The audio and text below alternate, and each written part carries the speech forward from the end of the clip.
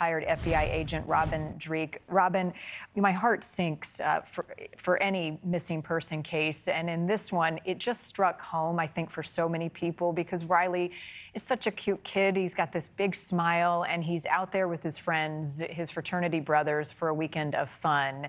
He didn't do anything wrong, but this story had a tragic ending. But is there also something we can glean from this tragedy that can help our youngsters as they go about their daily lives to not instill fear in them, but also protect them and recognize the dangers of something like this?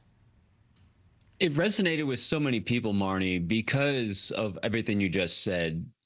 From the heartfelt pleas from the family, the mother saying he's my best friend, it really touches the heartstring because we can all superimpose ourselves in that situation, which drew us all in, which is an immense amount of compassion. And what we can all learn from this is a lot of people did a lot of right things, but at the same time, could we have done more? Because we're always going to have that second guessing in the back of our mind. And I think that's what it does for all of us in those situations, whether we're present with the individual or we're a family that's further removed, be vigilant for each other to prevent these tragic things from happening in the future. Yeah. And the thing I think about, I'm here in Chicago. We've had a number of cases in Chicago where people, men and women, have had too much to drink, and then there's water nearby.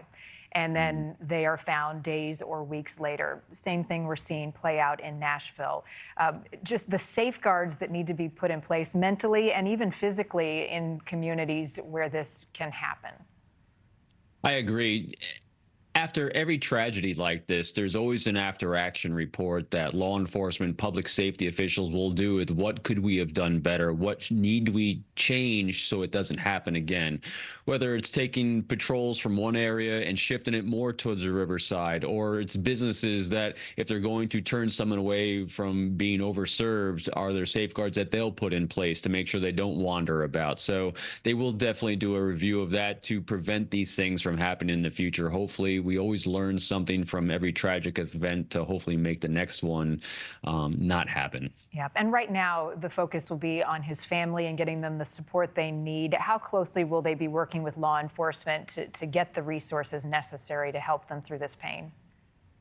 They'll be working very closely, hopefully. There's always a victim assistance program that gets put into place to help the families deal with this, as well as, all the information that hopefully will come out from the toxicology report, which, as everyone is showing so far, it's not showing any incidents of foul play.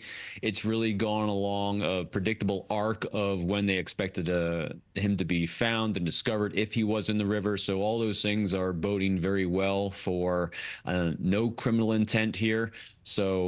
But regardless, the family is going to be hopefully looked after, and they always in these situations highly encourage, seek out counseling, seek out professional help to move. He won't never move through it, but move into the process of starting to hopefully heal from this tragic event. Right. And no criminal activity, but negligence may be something legally that could come up, I don't know, potentially in a case like this, as far as who could have done more or done something to prevent it. Do you foresee that being a possibility? It's really hard at this point because we don't have all the data points of all the information and the investigation that's ensuing. But at the same time, they will be doing that. They'll be talking to all the businesses. It looks like there's a lot of cooperation right now from all the people and all the businesses that were involved. There's a lot of video cameras that were out there. So I think they're going to do a lot of due diligence on that. It's hard to say whether there'll be any criminal negligence that'll come out of that.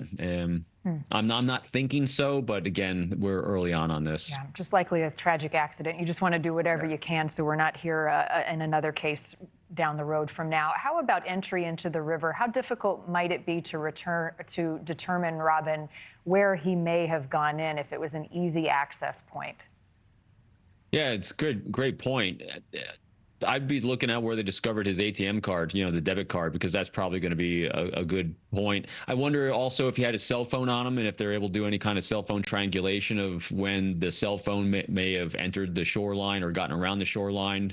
So, because we saw in the one video, he did have that on him and hopefully it was on. So they're going to hopefully be able to kind of zero in pretty accurately where he might have entered that river from and then do an assessment about any kind of safeguards they need to put in that place. Thank you for watching. Go to newsnationnow.com to find NewsNation on your television provider. And don't forget to click the red subscribe button below to get more of NewsNation's fact-driven, unbiased coverage.